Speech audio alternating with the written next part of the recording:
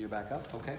So thank you for joining us on Facebook. Thank you for joining us on Twitter and on cbsnews.com. I asked the governor earlier today, one of the things I don't like about broadcast television is the limited amount of time we have to provide context and depth to the story. And so the governor has always been amenable to spending some time to provide as much of that as possible. So we're doing that tonight. Thank you, sir. Thank you. Number one, you accept the death toll.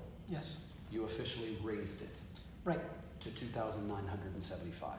You announced the creation of a commission. Yeah. The commission will have, as I'm told, maybe 8 members, maybe more than that. Yeah, we're who's going to be on it?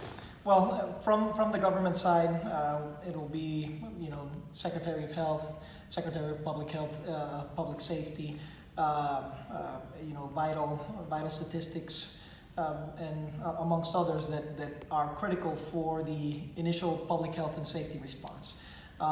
We want to get some private sector folks, or non-government folks in as well, at least as the first phase. We're really going to focus right now on the healthcare or the public health actions, but towards the future, we really want to expand this 920 commission for other aspects. Are you going to have experts, like people? Yes. Who, part of what George Washington detailed in their report was the lack of expertise. Mm-hmm. So on your commission, will you have experts in disaster management and mortality certification?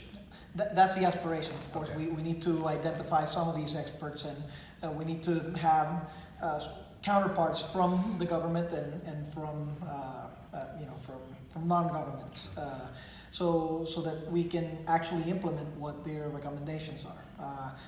My expectation again is to get this sort of primed and going, so that we can start landing some of the recommendations that not only George Washington made, but really there's been a whole host of recommendations, and what we really want to do is get them to the ground, make sure that they're executable. Right now, some of the recommendations are good, but they're really high level. So it's detail what you mean by that. So many of the recommendations are things such as you have to revise protocols to respond more effectively. Okay, so let's get a commission to detail what that means. Right. What does that mean? Right. You need to create an interagency effort so that they can respond and be connected continuously in case of another event. So which of these agencies are we going to use? Who are going to be the folks from those agencies that are going to be the point persons?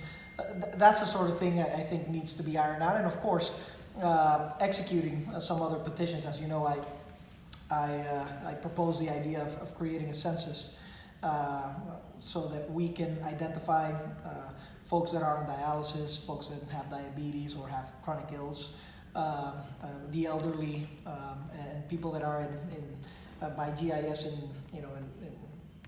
in areas that are in danger, so that we can respond to them in a different way. Let me just ask a follow-up to the point you make about sort of monitoring the most critically ill. Why is that only now happening a year after the storm? Like, why wasn't that done sooner? Monitoring, we're not even talking about monitoring, and this is important. We're talking about creating a census, so we just identify it. But why wasn't that done sooner?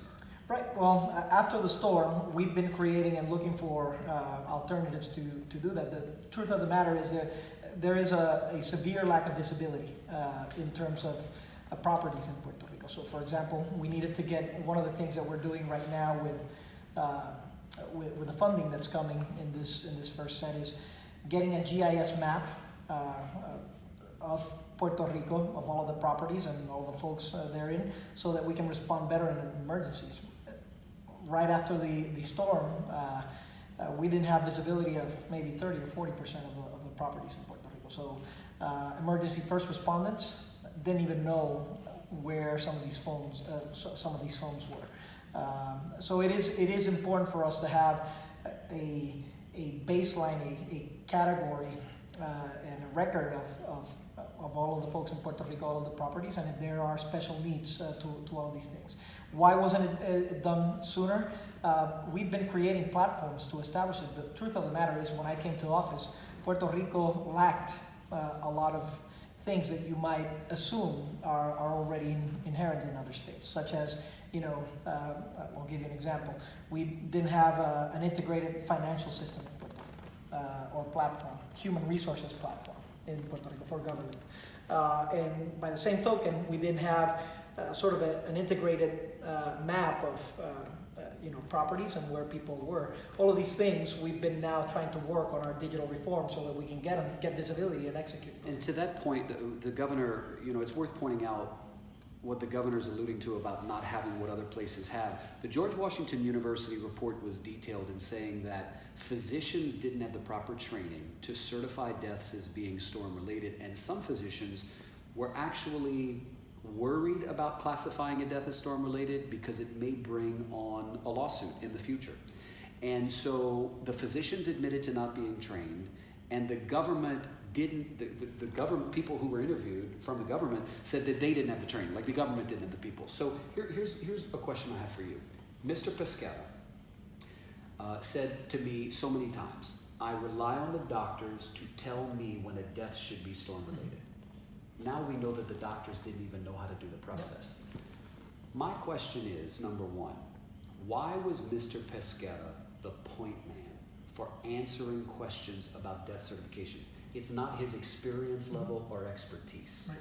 Well, the reason was that under the new public safety department that we have, there are some components that deal with that. Number two, Mr. Pesquera already had experience in storm-related events with Andrew, so that was very important for me. And number three, I named him state coordinator. So he was one of the, in a circumstance like this that really didn't have any other precedent. He was one of the folks that actually had experienced something on a lower level, but similar to Maria. So for us, it was important. I trusted his leadership. I trusted him to work on finding out what were some of the limitations that we had to get these numbers and to get the proper assessment.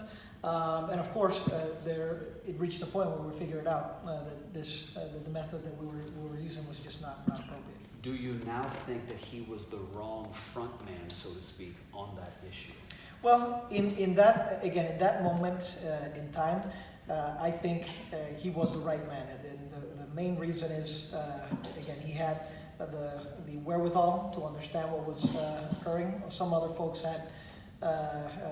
didn't have that experience, and really what we're talking about here is the fact that this situation about the doctors, for example, yes. Nobody really knew about it. So even if you were to have brought in the experts, people, even with the experts, people you would still probably have that lingering problem. But in hindsight, do you recognize that he was not the right person? Well, if we had, let's say, somebody of epidemiological expertise that had gone through these processes, then sure, going towards the future, we might put that person as a front man for this devastation, and the preparation that we had.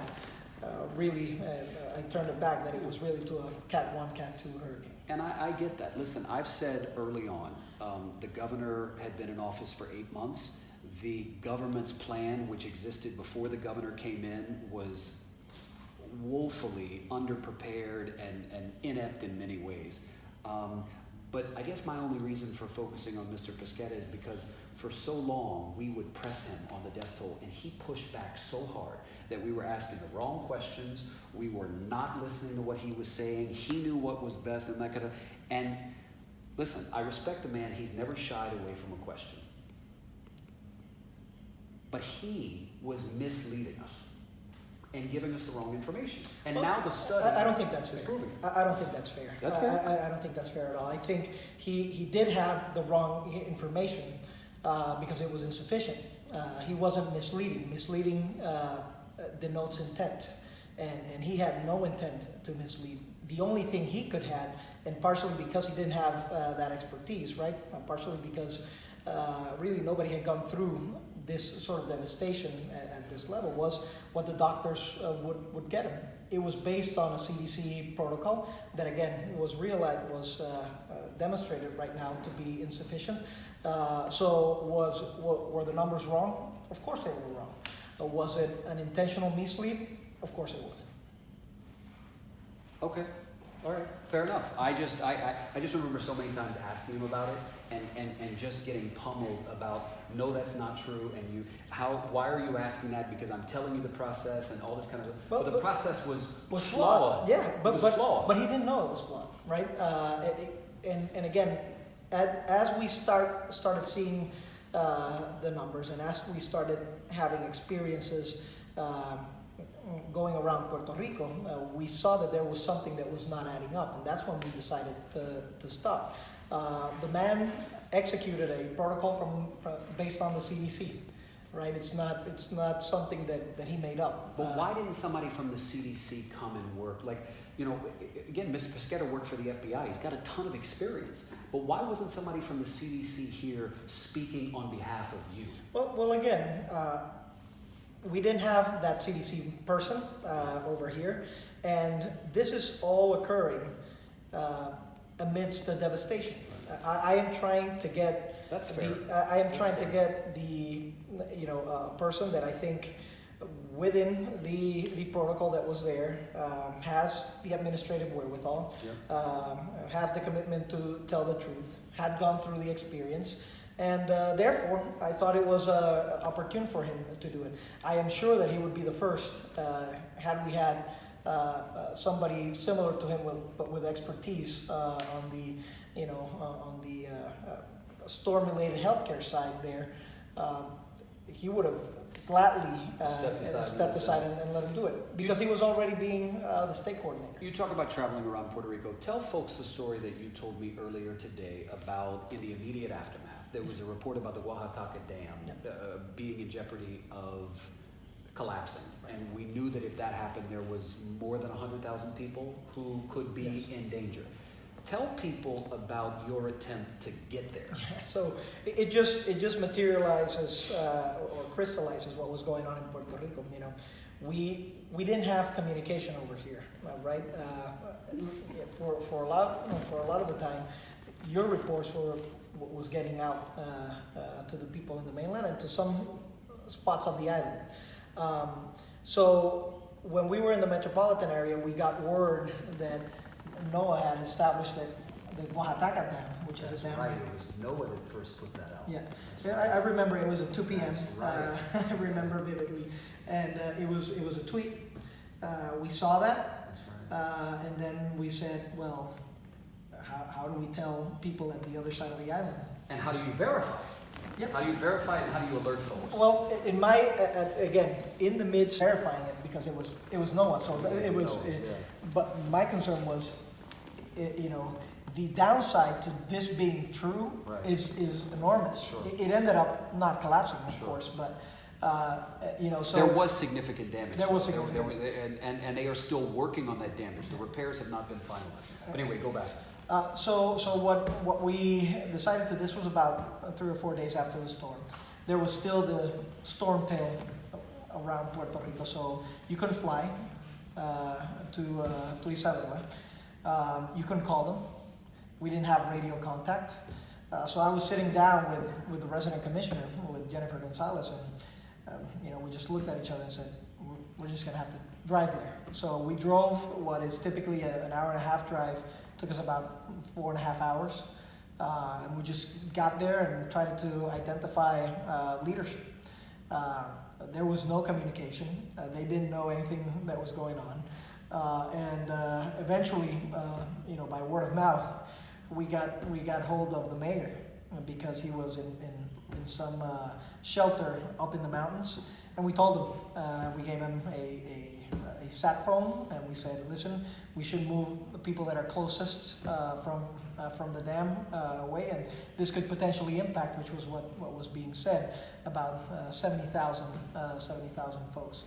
Luckily, they intervened in time, and the structural damage, at least right now, There's significant improvements there, but at that point, we had no other alternative. And I asked the governor to tell that story only because, listen, our friends who live in Puerto Rico and went through this or followed our coverage remember it. But, it's worth noting. I mean, look, the government is easy to blame, and the governor has acknowledged there's some blame that is here that he needs to accept. But you also have to remember, there was no power, there was no water, 911 was down, ambulances couldn't get to where they want to go, hospitals were in crisis, doctors were operating in sweat, people were dying because they didn't have oxygen, and you couldn't reach a single mayor on the island. Now listen, as a journalist, one of the things I thought when I heard that was, how the heck could you not have some other way of communicating? Yep. But then I thought, well, what would be another way of communicating? A satellite phone? And I don't know that even every mayor they didn't have in the States would have a satellite phone. Right, they didn't, and over here, and now we have them. That's one of the mitigating. But even mayors that had the sat phones, it didn't work all the time. So they were truly limited by it. And here's the perspective, and I think the main lesson learned. You have to prepare for the absolute worst case scenario. Implicit in everything that we were doing and planning, even prior to both storms, we were saying this is going to be devastating. But there was always an assumption that we were going to have some sort of function, right? That there was going to be some part of the island. Something would still work. Something would work. So, for example, I recall 4 or 5 days prior to the storm saying, hey guys, looking at the storm at this juncture, it was a tropical storm coming, getting bigger. It is probably, we're probably going to lose telecoms.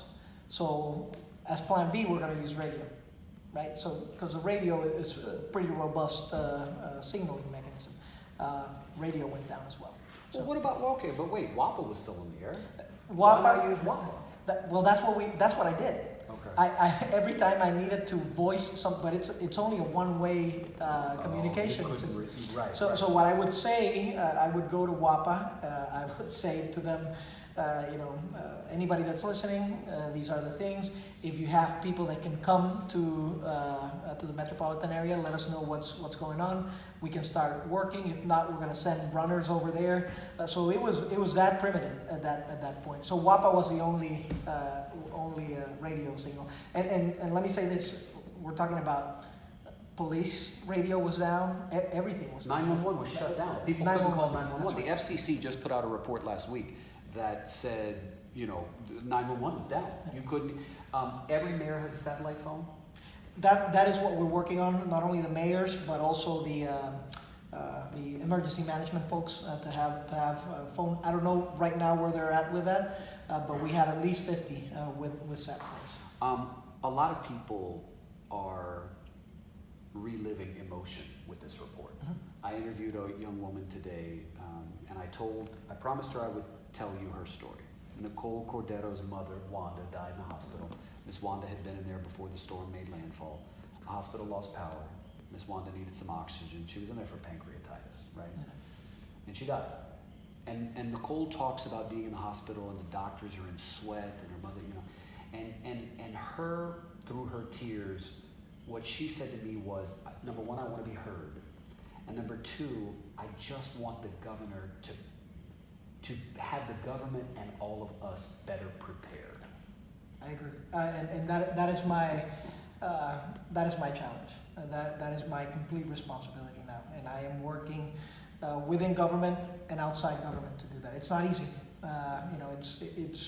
We were sort of doing it in government. Our vision when we were coming in was transforming it, recognizing that just the level basis was wrong, and we needed to break it open and rebuild it.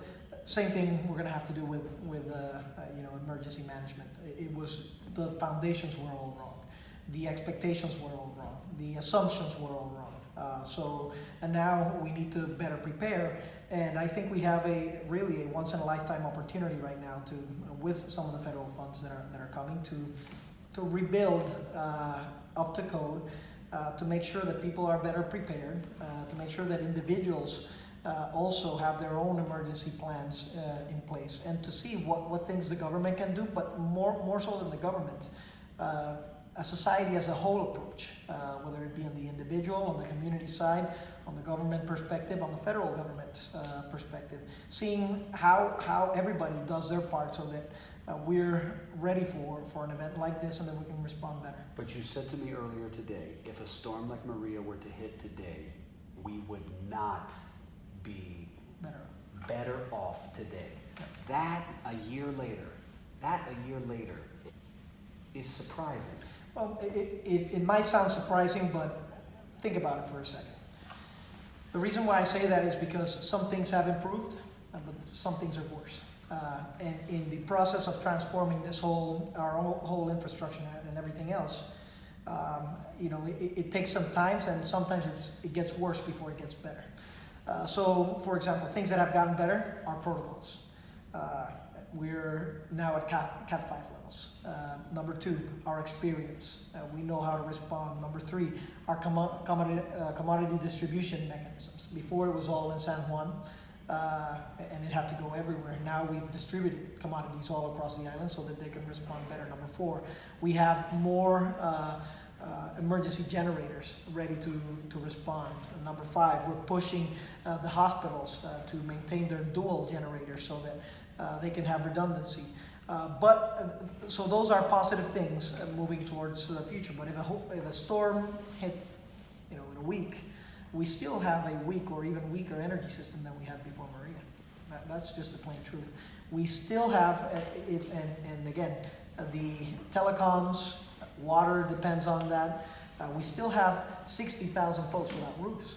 So all of them. I forgot about that. All of them are in worst position. I have 2 more questions, and you'll hear from one of the Blue Roofs people in our documentary, which airs in September. I want to correct the record for a minute. I said Hector Pesquera misled us. That denotes an intention. I can't prove that he intended to mislead us. But the bottom line is the information he gave us was wrong, and it was consistently wrong. That leads to this question. Is anyone going to be fired in review of how everything was handled, now that you've got the GW report? Is someone going to be fired? Well, everybody is subject to being fired in my administration. I've made plenty of changes. You could see the record. You have. And right now there's 2 considerations that of course, I want to deep dive into the report. I think what you have and what I have still is a little bit of higher level. I want to see if there's more more direct accountability assessments that we can find out from that. So that'll be one critical component of it. And then the second one is the commitment and expectation to make fundamental changes. If those changes don't occur, then people will not be in my administration. But yes or no? Will people be fired? Well, they have been fired in the past, and there's likely going to be more changes within the future. But regarding this report, what we have right now is really high level, doesn't link somebody, and if there's a commitment towards changing, that is my primary sort of objective with all of this, making sure that those officials are ready to make changes. Lastly, it's easy to beat up on government officials. It's easy to lay blame on government. But one thing the report said was that people didn't take things as seriously as maybe they should have or better prepared. What can you do? And give me as candid and detailed an answer as possible. What can you do to truly make sure that people here understand what needs to be done to prepare, how soon they need to be prepared? I wonder, when you go to sleep at night, you're a politician. I understand some things you say are political, but what's the one burning thing in your heart that you're like, I'll be dang, I am not going to repeat this specific thing? Is there 1 or 2 things that you're like, what keeps you awake at night when it comes to this study? To the study or just to the Well, whole? just in general just the death toll. It's so sad. It's more than Katrina. It's perhaps one of the worst in U.S. history. And I know it's just a number, but these are people. No, it's not just a number. Stories. It's not just a number. Well, many things keep me up at night. I'd have to say that with this, it's just the firm commitment of finding out everything that we can find out that could be done better, and making sure that whatever protocol and mechanism we implement in Puerto Rico is the best in the world. That's just plain and simple. That's what our people deserve. That's what we have the opportunity to do, so that is what keeps me up at night. I always have, as a scientist, you always keep trying to dig deeper. So even with all these reports, there's always something bothersome. This was devastating. Maria was catastrophic, but what sort of other curveball can come, right? What sort of other different event can we experience? And the answer, the very obvious answer to that one is an earthquake. How do we respond to an earthquake? We haven't experienced that. It's all essentially, in theory. And so one of the things that I've been doing to make sure that we know that hurricanes are coming, but there is a probability that we're in a fault line, so Puerto Rico will get hit by an earthquake. And my concern is that, at least for the time being, getting people prepared for hurricanes is going to be easier now than it was before, right? We really had to make a case for it before, saying, this hurricane is coming, it's going to be devastating. But in the past, here's the thing, David, in the past, I would say 4 or 5 hurricanes, literally there were hurricanes that were coming straight to the island, and then last second they would veer off to the north or to the south.